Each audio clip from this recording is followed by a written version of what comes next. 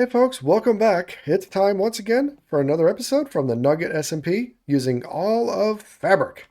And there are a lot of mods in this pack that I'm unfamiliar with. I'm familiar with a lot of them from Vault Hunters, but there are a lot that I am not. Today's episode, I want to focus on two big things. First, I want to get into the Modern Industrialization mod pack. Modern Industrialization seems a lot like Mechanism. It provides crushers and mixers and things like that. We don't have Mechanism in this pack, so Modern Industrialization is another alternative to that. But why? Why do I want Modern Industrialization? Well, the big thing is going to be the big torch. This tower is just a haven for mobs. On the sides, particularly as it gets dark, yeah, there's a lot of mobs that spawn on the outside, and I don't want them to come in. We poked a few holes in the tower, and I'm trying to repair them. But also, just in general around the area, I don't want to have mobs. So the big torch is supposed to turn off mob spawning in certain chunks, and it's supposed to be configurable. But I don't know how it works, and I need a good amount of infrastructure in order to be able to get there and try to make it. The other thing I want to focus on in this episode is XP. XP is always in a short supply, thanks to the waystones here. They do a lot to really facilitate travel and make it easier to move around, but at a level every time you travel somewhere, meaning 2 levels to go there and back, the levels just disappear.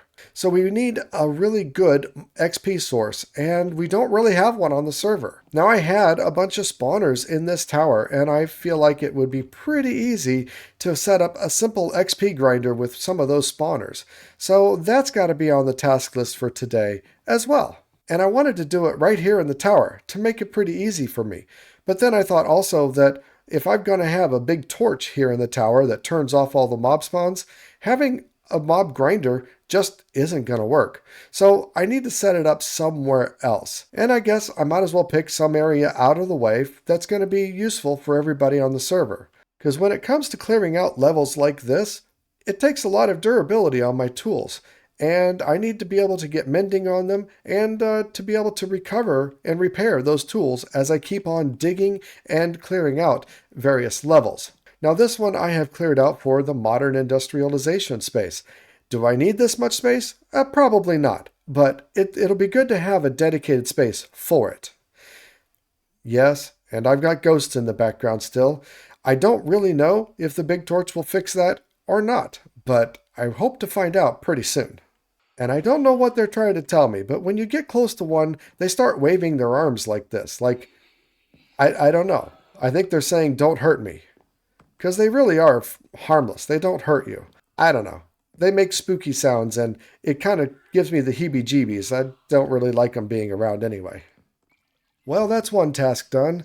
Quick and dirty, super cheesy, ugly as heck mob farm located at spawn. I took one of the wither skeleton spawners from the tower there and just stuck it in the middle.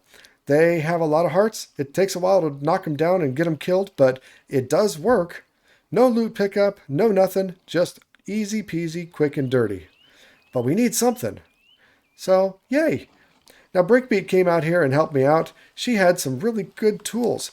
This cobblestone generator over here. Wow, I gotta get me one of those. They look really cool. Just infinite cobblestone. I bet that would make all the create stuff super easy. But anyway, yay levels. When it comes to Modern Industrialization, it was kind of difficult to figure out where to start. Even after watching a video on YouTube, it still wasn't super clear where to start. And the primary reason for that is you need these plates, which are specific to Modern Industrialization. Now, those are generated by this compressor, and this is one of the machines that needs to be made. But of course it has to be powered. And of course making this thing itself requires a whole bunch of things that are specific to the mod pack. But there is this forge hammer, which is fairly easy to make. 3 pressure plates and 4 iron ingots. So I started with that right there. It looks an awful lot like an anvil, but it's not. It's a hammer, and it has its own interface. So you can put a hammer into here, some materials into here, and you get a list of things that you can make. Now, fortunately, there are things that you can make without having a hammer. Having a hammer opens up the possibilities and gives you a little bit cheaper recipes, but this iron plate seems to be the basis for even the most simple hammer. And it takes 2 iron ingots to make a single iron plate.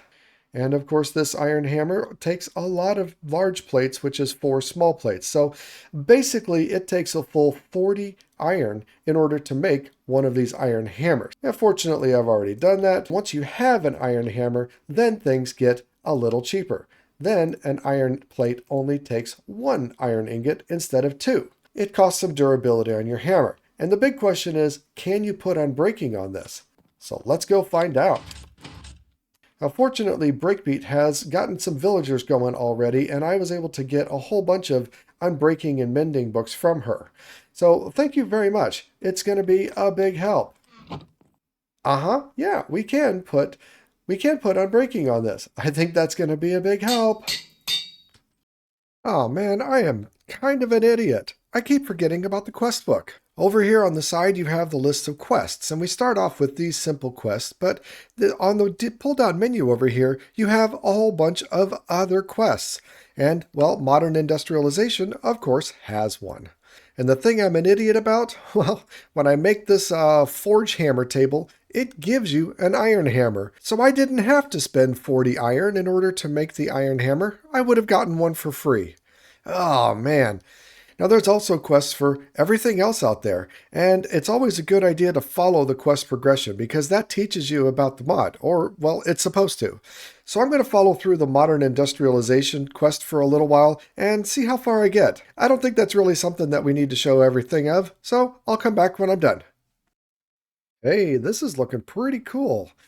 Yeah, it's a drill. It's a drill that breaks 9 blocks at a time and also comes with Silk Touch. It needs some coal and water to work, but I think that'll certainly help. I'm kind of stuck in the progression of the quests right now because I need some tin, so I guess it's time to go do a little digging. But this drill will certainly help when it comes to clearing out this space too, because these little landing platforms right here, they are solid.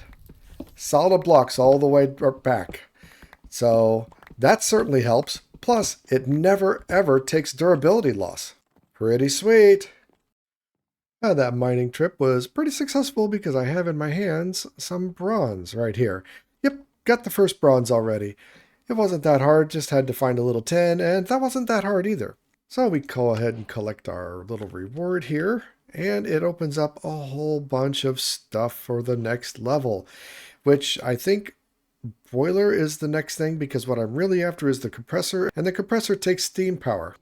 Finally, it's a compressor. So now we just need to give it some steam. And they said that you can basically smelt a bucket of water in a furnace and get a steam bucket. So I've got a couple buckets of steam. Pop that in. Well, we got 1,000 millibuckets? Sure. And a diamond. Wow, that's taking forever. And that's using a lot of steam. Is that going to need both buckets to finish that off? I think it is. I need 2 of these. Oh well, but we can finally get diamond plates, which is what we need for the big torch. But yeah, I'm going to need a lot more steam. All right, we finally have it. I've got my 2 diamond plates, my 2 large plates, some walnut logs, these candelabras, everything we need in order to make the giant torch, the big torch. Good, it took the oak wood. I also had these walnut logs just in case it didn't like the oak wood. But whoa, oh come on, no achievement or advancement or anything? Come on. All right. So, how do torch percentage chunk radius? I don't know what I'm doing here. I think maybe I've got to put torches in it. I do. So that the more torches I put into it, the more chunks it will cover. All right. It's a good thing I've got a lot of torches. How many does it take? Well, more than 3 stacks, but that's doing a 5-chunk radius now around this torch right here. And that's chunks. That's top to bottom. That's world bottom to world height. At least that no. Okay, so that's a chunk's radius around this in a sphere. I wish I could visualize that. I don't know how many I need to get. Huh. Well, at least the tower will be safe now. I'm confident now that the tower is secure of all natural mob spawns. I'm going to have to find a better place for the torch, obviously, but oh, that is an accomplishment I'm happy with. Well, since I've started down this road, I guess I should continue down this road, huh? So the next step is a boiler, so I don't have to keep smelting up buckets of water to get steam. Should be fairly straightforward. All this stuff, yeah, we can make that, but these fire clay bricks are something new. Fortunately, I've already got my hands on some, and it didn't take much. It's basically clay baked into bricks, smashed into brick dust, mixed with more clay, and then baked again. So, kind of like a twice-baked potato, but it's a twice-baked brick. Next up, one big steam generator. There we got it, finally, the bronze boiler. We just need to put some water in here with some fuel, and it makes the steam. And it will automatically pump the steam out to any machine that's adjacently connected, so I think this is just fine for right now. The next step is to actually make a pump to pump the water in automatically so that it has, a self-repeating cycle. That I know there's a thing for that. More cases, more bronze stuff, more pipes, but it's certainly doable and it's within the range, so we might as well get this set up so that we can have this compressor going and powered pretty much all the time. Moving on. Ooh, that was an awful lot of crafting. It just always gets that way, doesn't it? You got to make the same basic things, the gears, the blades, the bolts, the rods, etc., and it's just really kind of a pain. All right, well, it's finally there, and now it's time to get my pumps, my water pipes. There we go. Okay, we're building up the temperature, which means eventually we're going to get steam, and keep on going. Okay, but now we need to, so that's going to put steam to this thing, and so I think we can get, they got to be different colors. Okay, well, I need to make some more fluid pipes of different colors. One of the really neat things I learned about this mod is that you can have multiple pipes running through the same block space, up to 3. So that's pretty handy, especially where you got something like this where you're running steam in one direction and water in the other. So I need to make some more pipes. All right, be right back. Aha! Finally got it. Yay! So we got the cyan putting out steam, and we've got the clear bringing back water. And the trick was, if you look at the very bottom here, you see an arrow. Like this one's going in, this one is input, output. So I can click it yet again. And what did I do? I took it away. Ah, no, I don't want that. Now we're back to where we were, I think. So let's see, this one shows that it's going in. So if I click it, it's in, out. That's just out. That one is just going in. Let's go look over here. The steam is going in, out, but we probably only want it to go out, and the water is only going in. So yay. Now, as long, I guess I'm changing the face. Where I see the flames. All right. So as long as I keep it fueled, it should always make enough steam to power my machines. And this one's full. Our temperature's good. Steam is rising. We got the water's full. So yeah, we have steam. Finally made it to the steam era. Now there's more I can do with this, and I probably will go ahead and do it just because. I can make something that crushes. I can make something that will be a furnace, so I don't have to keep providing fuel there, etc. So yeah, I'm going to build out these machines, but at least this part is self-sufficient, which is a nice stopping point, because what I really, really, really wanted was this torch. Now, I think I've got it figured out in terms of whether I'll need just one, and I'm afraid I might not. So when we click it, it says it's got a chunk radius of 5, but I'm assuming it's chunks all around and up and down. So right now, it looks like I need about 4 chunks square, or a radius of about 3 chunks to completely cover the tower from this area here. But it's the up and down that I'm concerned about. I counted them. There are 12 levels. 13 if you include the top, and probably more if you go to the very tip top of the tower. And I don't want any mobs spawning anywhere. But it looks like if we put in 9 stacks of torches, we can eventually get to a 9-chunk radius, which I don't think is enough to cover the entire tower. I feel like if I put it somewhere in the middle, it'll be pretty close. I mean, that's 18 chunks up to down, all told, which is really the direction that I'm worried about. 18 chunks, across horizontally, that doesn't matter that much. It's in the middle of the air, the ground outside. I'm not really that worried about it. But the bottom line is, I really feel like I might have to make a second torch to fully secure the tower. But I'm not going to worry about that just yet. I'm going to see what I can do to round up a whole bunch of torches. I mean, I know I can make them, but I have a feeling there's plenty of free torches around somewhere in all these loot chests. So, yeah. Oh, speaking of loot chests, that's the other big thing that needs to happen here. Storage is a big pain. Not only do I have something different planned for each level, but there's just a lot of levels, and I know I'm going to want storage on each and every one of them. Now, fortunately, we have a mod called Tom's something or other. There it is, Tom's Simple Storage mod.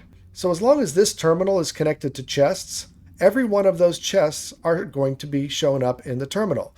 So that means chest connected to chest, connected to chest, connected to chest, connected to terminal lets you see all of the inventory of all of those chests. So my thought is that I need a giant pipe running from the top to the bottom of the tower. It's basically just going to be made of chests. My storage system is going to be spread out vertically across the entire tower.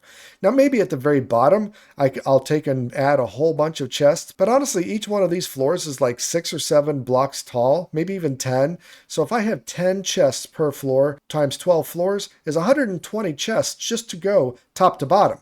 That should be plenty of storage to get started. And I can throw one of those terminals onto a chest on every floor and therefore have access on every floor, which I think is going to be pretty massive. So that's the task for right now. I need to get a storage system in place. And the really nice thing about this tower is there are so many resources already here. Just from clearing out these few levels that I have, I've collected a whole ton of dark oak planks and dark oak logs. There's a lot of this dark oak wood as support beams and stuff. So I think I'm going to encase the main tunnel in this dark oak wood. So, for instance, I mean, I don't want it to be right next to the elevator, but I want it to be close by. So let's go like 4 or 5 blocks here. And then if I just have chests in this space, from top floor to bottom floor in the tower, and these things all the way around, well, I think that'll work out really well.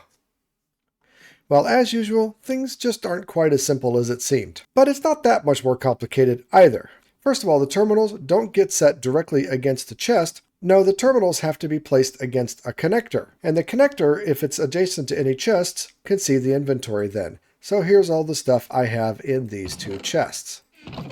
Furthermore, there are cables, which it turns out are actually pretty important. Because one of the things we discovered about this is that the chests have to be within 15 blocks of the connector. And with the tower being so tall, basically the connector on one floor wasn't able to see the chests a few floors away. So it didn't work at all like I wanted it to. But the idea was still okay. So here we go. We have the tower encased by dark oak with one of these terminals to it. And in the middle of the tower is just a cable. Now where do the cables go? Well, down several floors. To this otherwise empty floor that I don't have a use for, where I installed just as many chests as I could possibly make. And looking at the connector here, we have 3,400 slots available out of the 3,600 that we have in place. So there's still plenty of room in this wall of chests, and there's plenty of room for even more chests to be placed. So now at every floor I can have a terminal like this and see all of the stuff in all of my chests. Which will be so great because I am sick and tired of the chest monster. Now I've got a lot of cleaning up to do and a lot of stuff to stick into here, but it's a really, really good start. Now back over here at the Modern Industrialization, yeah, there's been a little bit more growth. First of all, I've reorganized things quite a bit. Putting the boiler right here on top of the water pump means that they transfer back and forth with no pipes at all. So this is super easy now. I've got one pipe bringing steam to all of my other pieces. Next up, I've got a mixer, and this will let me make all the brass that I need from the copper and tin, using steam, of course. And like all these machines, it's slightly more efficient than other ways that you can do it. And next up over here is a furnace. This acts just like a normal regular furnace. It smelts things. But again, it's more efficient than you would get using this furnace over here, the regular vanilla furnace. So I should not need to have any more regular vanilla furnaces. And as you can see, I've added some hoppers and chests just to kind of help automate the process. So now I've got a good bit of bronze, and I've been using it up, of course, to make these things. There is one more machine that we need to make, and that is a cutter. I still have to have the forge hammer here to make the things like rings and curve plates and bolts. And that's what the cutter will solve for me. But the cutter requires some cutting fluid, which you can't make yet. So next up on the advancement thing is a coke oven. And this is the first multi-block structure that we're getting into with modern industrialization. Now, in good Minecrafter fashion, I've already made up all the things that we need. First, you need one of these coke ovens, which is the heart of the multi-block structure. When you place it down, you build everything else around it. Next, you need an item input and output hatch, and then a fluid input and output hatch. And the nice thing about these hatches is that if you put an input in, you get an output out, and an output goes back to an input. So it's really easy to change back and forth between the inputs and outputs, but you need one of each for this step. And then you need a whole bunch of bricks. Now this structure is 3 by 3 by 3, and I'm going to start off by placing the coke oven right here on that. And when you use your wrench, you get a little overlay telling you where everything has to go. And in the case of this dark oak wood, where it's not supposed to go. So we'll hold that in the offhand so I can see everything and lay down these bricks all over the place. It's a little weird and disconcerting at times, but it certainly works. And interestingly, there's a hole in the middle here. I guess that's the smokestack. Once you get it built, you can look at this interface and it says the shape is valid and the status is active. Now, this isn't fully functional because, again, you have to put these hatches in, and these glowing squares will tell you where you can put the hatches, basically on any of the top or bottom blocks. But one of the really interesting things is that you can put another coke oven right next to it, and all the blocks in this column can be shared, as long as there's no hatches in it. So I feel like it's a good recommendation to put all your hatches into that middle slice so that you can stack these things right next to one another and save on a little bit of resources. It'll save you 9 brick blocks. So let's go right here. Let's put the items up here. This is the item input, so let's put that up there. The item output can go there. And see how it changed the bronze back into brick?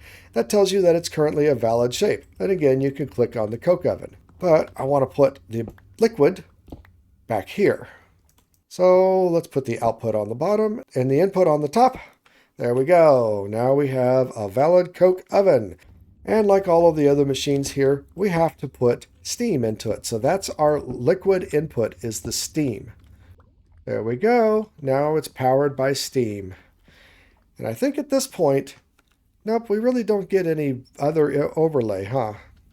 So the other input that we need is coal, and now the oven is lit. It says we've got steam, and now there's a progress meter. And whatever coke is created will come out here. Hey, there we got coke. Some coke already made. Now, why do we want coke? Well, coke is a lot better fuel source than coal. I mean, compare the coal. Gives you 32 EU out of it, where the coke gives you 128. So just by cooking up the coke in this oven, it makes it 4 times more efficient. Efficiency is always good, isn't it? Because that coke can then go into our boiler and last 4 times as long. The other thing that coke is really, really important for is this coke dust, because coke dust is how we get to steel. So the first step is all bronze stuff. The next step is to make steel. Now on the backside with the fluid output, we're building up creosote. Right now I got about a half a bucket full, so it seems like it builds up pretty quick. I'm going to have to put a tank back here. But creosote is what we need in order to make the cutting fluid for that cutting machine. So that's why we couldn't do it beforehand. We had to make this coke oven first. As for the tank, we need to first turn on the auto extract. so that it automatically kicks it out into something. And then we pop the tank down here, and yeah, it's automatically kicking it out into this tank. And I think I can do that and like, nope. I thought I could make a bigger tank with that, but it doesn't seem to. Just seems like that's another tank. Oh well, I guess I'll figure that part out later. This tank also holds 4,000 millibuckets, so it's going to get filled up pretty quick. As for the coke output, well, they have bronze barrels, and these are going to be a lot like the drawers that we're used to from Vault Hunters. So I should just be able to, once again, kick the auto extract on with that, and then pop the barrel down there, and I got 9 coke in that barrel. Unlike drawers, it doesn't seem like there's any upgrades that we can do to these bronze barrels, but still, 32 stacks of a single item in a single block is pretty nice. So yeah, that's a good way to get going and a good way to keep all your stuff separated too. So I'm going to load this stuff up, let it cook for a long time, and I'll come back when I got a bunch of resources that we could start making some steel with. Once you've got yourself a bit of coke built up, run it through the macerator, get some coke dust, and then the next step is to mix that coke dust with iron dust, and that gets you uncooked steel dust. And as you might imagine, uncooked steel dust is one step away from steel. Now, unfortunately, you can't just smelt it. You can't just put it back into the furnace here and smelt it. No, we've got to make another multi-block structure over here. We've got to make this steam blast furnace. And it already tells you one doesn't seem to be enough, so I think we're going to have to make more than one. But this is the key and the gateway to get you into the steel age. And the immediate goal for all of this is this step right here, infinite resources. Yep, there is a way to get unlimited resources, ores of all kinds, including diamonds, with the proper steel machines. So that's what I'm gunning for right now. Okay, it's finally here. It took quite a long time to get all the fire brick together to make this blast furnace thing, this steam powered, what is it called? This steam blast furnace. Takes 29 fire clay bricks, which, yeah, took a long time to make, and a whole bunch of other stuff, but I'm finally there. We'll go ahead and collect the reward and then get it built. This follows the same pattern as the coke furnace over there. The big difference, though, is that this one is just a block taller. But like the other one, let's put down this 3x3 base here, stick the interface right there, and while holding the wrench, we can see where all the other blocks are supposed to go. And also, like the other one, we have input-output stuff. So let's put the item output here. This is the item input. We'll put that up there. Try to follow the same pattern with fluid in the back. There's our fluid input hatch, and boom, we have a valid shape. Now, of course, we got to hook it up to steam, just like we have done everything else. Well, there we go. And we should be able to put our uncooked steel dust into here, and we should be getting steel ingots out here. Yay, we made it to the steel age. No more bronze. It's all steel from here on out, I do believe. Now it's time to let this one grind for quite a long time, make up quite a bit of steel, and try to work on the next big step, that drill. And that looks really exciting, and that's what I'm striving to get. Yay, we got some steel. Woohoo! Woohoo! We got some steel. Oh boy, folks, we are almost there. The quest says we need 6 of these pipe machine casings and 13 of these steel machine casings and 1 of these quarries and some chains. I need to get the chains still, but collecting that material took somewhere in the neighborhood of 5 stacks of steel, and I'm really glad that I just happen to have enough materials on hand. Now, this last piece also introduces a brand new material, and that is this Ingvar ingot. Ingvar is a combination of iron and nickel, and I'm really glad that I happen to have some nickel on hand from some caving/mining/exploring expeditions that we've done as a group. But unfortunately, I'm still using this forge hammer. I did go ahead and make a cutting machine, and yes, it automates things, but it's not more efficient. I was under the impression that it would make things more efficiently than the forge hammer does, and it doesn't. So with the cutting machine here, 1 ingot goes to 2 rods, while the forge hammer, 1 ingot goes to 4 rods. So I'm a little disappointed in the cutting machine. I'm not sure if I'm doing something wrong or what. But the last thing this thing needs is one of these Ingvar rotary blades. And as we can see, that's an Ingvar gear, which follows the same pattern as everything else, with some diamond dust. So give me a minute and I'll finish that up and we'll come back and make this new machine. Well, I guess it's a good thing I did make this cutting machine because you can't shape Invar ingots with this forge hammer. It only happens with the cutting machine. So, all right, let's go. Now, I will say there's one thing that really helped out, and that is this chunk loader. So using the chunk loader here, I basically have most of my tower running and loaded all the time, which enabled all of my machines to continue to work even while I wasn't logged in. Very, very handy. Or, in the event that you are logged in, you can go and adventure, explore, conquer something, and back at base, everything's still working. So this chunk loader is from the Kibby utility, and it is one of the many, many wonderful things that the Kibby mod provides. Honestly, I think Kibby is one of the most valuable mods in this pack. It's one of the most versatile and it has so many quality of life improvements. It's amazing. All right, well, I started to set this thing up. I got it all made and I started to set this thing up over here. And as you can see, there's a few blocks that are missing. And this left me really confused, honestly. The quest gives us our list of ingredients and I have them all completed. I have all the ingredients that it says we need.